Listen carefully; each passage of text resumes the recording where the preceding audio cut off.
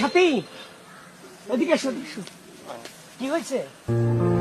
ওই যে খানের পোলারা আমারে যে গরম দিছে আমারে জঙ্গলে নিয়ে যাচ্ছে। তাই নাকি? হ্যাঁ চলো আপনি করতে পারি। চলো চলো।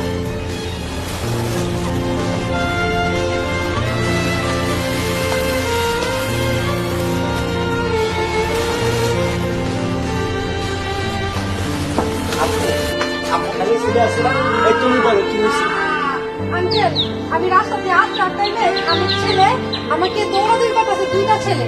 মনে করেন আমি তো ভাগ্যিস ভাইয়ের সাথে দেখা হয়েছে, নাহলে তো আমার আজকে অবস্থা অনেক কাহিল ছিল।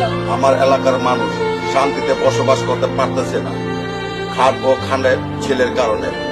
আচ্ছা আঙ্কেল।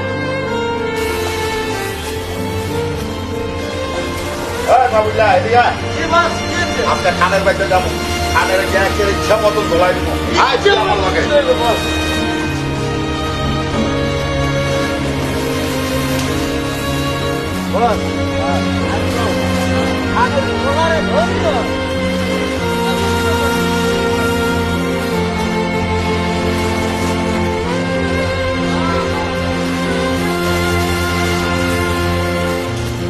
ভাই খান খান, আরে তুমি বাড়ি থেকে বাইরেও না কে? আসো।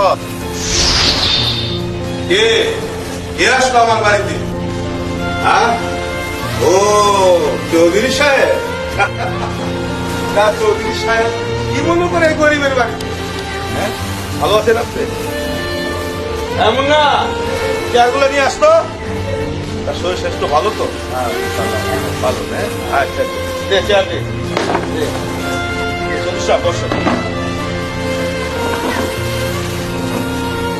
আচ্ছা তোমরা বাপ বেটা দুজনে মিল্লা কি শুরু করতো? জুয়ার কালে এলাকা খুব বদমাইশা ফেলা, আর তোমার লেগা মাইয়ারা শান্তিতে থাকতে পারতো না। আরে তুমি তো আমার পার্টনার আছিলে।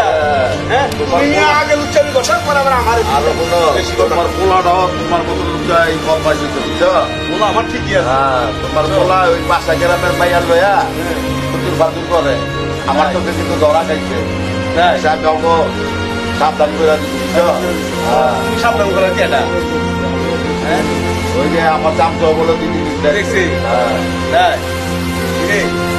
তোলা ছেলে ভালো কাম করছে। ভালো কাম করছে। অবশ্যই ভালো কাম। পাবলিকের মাইর তো খায় নাই। পাবলিকের মাইর খাইলে তোমরা বাপ বেটা তুমি জন্য বুঝবা। পাবলিকের মাইর তুমি আর ভাই। আর তোর পাবে করবো আমি খান সাহেব। হ্যাঁ, আমার এই উপরে তোলার তো কেউ নাই, বুঝছো? তাও তুমি যাও। আরে যে তুমি এটা কি লইছো? খেলা কিন্তু আমাদের ভয় তো হাও। হ্যাঁ। তোমার কি আর জবকের ভয় পাই? এই